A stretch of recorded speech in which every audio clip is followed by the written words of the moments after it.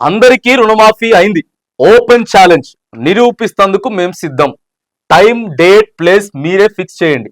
మా మంత్రులు లేదా సీఎం రేవంత్ వస్తారు. ఏ ఊరికైనా పోదాం, అక్కడే తేల్చుకుందాం. 100% రుణమాఫీ అయిందని నిరూపిస్తాం. కాంగ్రెస్ వర్కింగ్ ప్రెసిడెంట్ జగ్గారెడ్డి సవాల్. జగ్గారెడ్డి గారు ఇదే మాట మీద ఉండాలా, మీరు ఇదే మాట మీద ఉండాలా. రైట్ గా బౌండరీ. బీఆర్ఎస్ వాళ్ళు ఆల్రెడీ ఇప్పటికి చాలా సార్లు చెప్పిండ్రు. వాళ్ళు బయట ప్రెస్ మీట్లలో చెప్పిండ్రు, అసెంబ్లీలో కూడా చెప్పిండ్రు. ఏ ఊరికైనా పోదాం, మీరే డిసైడ్ చేయండి. మండల్, విలేజ్, డిస్టిక్ మీరే డిసైడ్ చేయండి. రుణమాఫీ 100కి 100% అయింది అంటే అవతల పక్క వాళ్ళు రాజకీయ సన్యాసం కూడా తీసుకుంటామని చెప్పారు. మరి జగ్గారెడ్డి గారు ఏం చెప్తున్నారంటే, రైట్ అయిపోయింది, ఎక్కడికైనా పోదాం, మా మంత్రులు లేదా సీఎం వస్తాడు. కాదు, లేదు, మీరు కూడా పోవాలి. జగ్గారెడ్డి గారు మీరు కూడా పోతే రైతులే చెప్తారు 100కి 100% రుణమాఫీ అయింది అని చెప్తే సూపర్. ఇక అది సూపర్. కానీ అవలేదు అని చెప్తే ఏం చేస్తారో మీరే చెప్పండి. మీరు ఓపెన్ ఛాలెంజ్ పెట్టారు కదా, అందరికీ మాఫీ అయిందని చెప్పి గతంలోనే సీఎం సార్ కూడా ప్రకటన చేసిరు. కానీ మాట్లాడతలేరు. అప్పట్లో ప్రకటన చేసిరు కానీ వాళ్ళు డైరెక్ట్ గా ప్రతిపక్షంలో సవాల్ విసిరేసరికి, రైతులు కూడా మాట్లాడేసరికి సో ఎక్కడా కూడా బంద్ చేసిర్రు.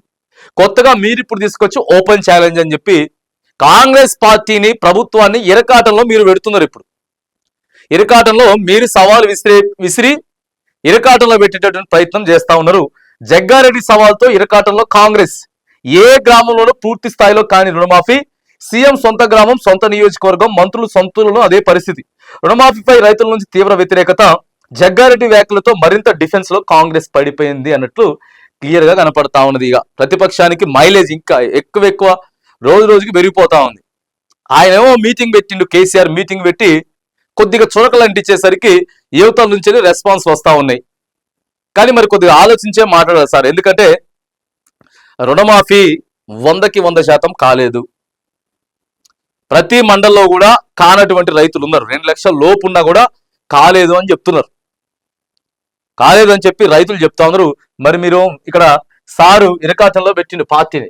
రుణమాఫీ రచ్చ మరోసారి రాజుకుంది. అధికార ప్రతిపక్ష పార్టీల మధ్య మాట యుద్ధానికి తెరలేపింది.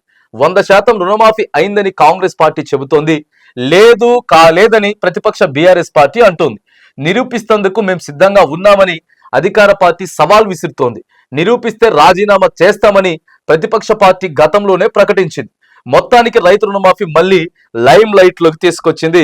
అర్థమైతలేదు, బీఆర్ఎస్ వాళ్ళే తీసుకొస్తున్నారు దాన్ని. బీఆర్ఎస్ వాళ్ళే దాన్ని మళ్ళీ ఫ్రంట్ లైన్ కి పట్టుకొస్తున్నారు. తీసుకొచ్చి ఏం మాట్లాడతారా నాయకులు, అధికార పార్టీ నాయకులు అని చెప్పి వాళ్ళు చూసుకుంటా ఉన్నారు. మరి మీరు చెప్పాల్సింది ఏదైనా టెక్నికల్ ఇష్యూస్ ఉంటే రాలేదా, లేకపోతే ఏదైనా బ్యాంక్ ప్రాబ్లమ్స్ ఉంటే రాలేదా, ఇట్లాంటివి చెప్పాలి. కానీ 100కి 100% అయిందంటే మాత్రానికి ఖచ్చితంగా బురదలో కారేసినట్టే, ఇరుకున పడ్డట్టే. జగ్గారెడ్డి సార్ మళ్ళీ ఇబ్బంది పెడుతున్నాడు పార్టీని. కాంగ్రెస్ వర్కింగ్ ప్రెసిడెంట్ జగ్గారెడ్డి సంచలన వ్యాఖ్యలు చేశారు.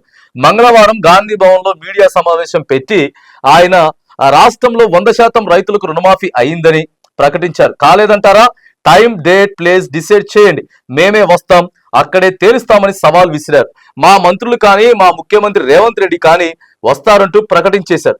బీఆర్ఎస్ రజతోత్సవ సభలో కేసీఆర్ వ్యాఖ్యలకు కౌంటర్ ప్రెస్ మీట్ పెట్టిన జగ్గారెడ్డి ప్రతిపక్ష పార్టీని ఇరుకున పెట్టే ప్రయత్నం చేశారు.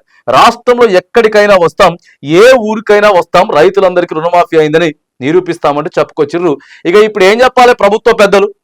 జగ్గారెడ్డి గారు చెప్పినట్టు యాడికన్నా బోవాలన్నా నిరూపించుకోవడానికి, లేకపోతే జగ్గారెడ్డి గారు ఎందుకు నిజంగానే కాలేదు అని చెప్పి చెప్పాలన్నా. అటు పోతే అది, ఇటు వస్తే ఇది. ఓ కీలకమైనటువంటి నాయకుడే కదా, మంచి సీనియర్ నాయకుడు. జగ్గారెడ్డి గారికి మంచి ప్రాముఖ్యత ఉన్నది కాంగ్రెస్ పార్టీలో, ప్రభుత్వంలో. సార్ నిన్న గాంధీ భవన్ సాక్షిగా మరి మాట్లాడినట్టు ఇక్కడ క్లియర్ గా మనకు వార్త అయితే కనబడతా ఉన్నది. రైట్, ఇప్పుడు ఊళ్ళలోకి, ప్రజలలోకి పోతారా, లేకపోతే జగ్గారెడ్డి ఆగు, నువ్వు దయచేసి తలనొప్పి పెట్టకని చెప్పి చెప్తారా అనేది. మరి ఇక ఇప్పుడు రుణమాఫీకి సంబంధించినటువంటి విషయం మళ్ళా లైమ్ లైట్ లోకి ముందుకు వచ్చింది, ఫ్రంట్ లైన్ లోకి వచ్చింది. మరి దీని మీద ఎట్లా రెస్పాండ్ అవుతారు? ఇక ఖచ్చితంగా బీఆర్ఎస్ వాళ్ళు మాట్లాడతారు దీని మీద. జగ్గారెడ్డి గారు రండి, ఏ ఊరు పోదామని చెప్పేసి వీళ్ళంటారు. దీని మీద చిన్న చిన్నగా రాజేసుకుంటా ఉంటది, ముందుకు పోతా ఉంటది. మరి దీని మీద ఎట్లా ఎవరు రెస్పాండింగ్ అవుతారు అనేది మాత్రానికి చూడాలి. జగ్గారెడ్డి గారు మాత్రానికి ఒక తిరకాసు అయితే మరి ఈడ వెచ్చిండు. ప్రభుత్వం కాంగ్రెస్ పార్టీ ఇబ్బంది పడేటటువంటి వ్యాఖ్యలు అయితే కొద్దిగా ఈడ రుణమాఫీ గురించి అయితే చేసిండు.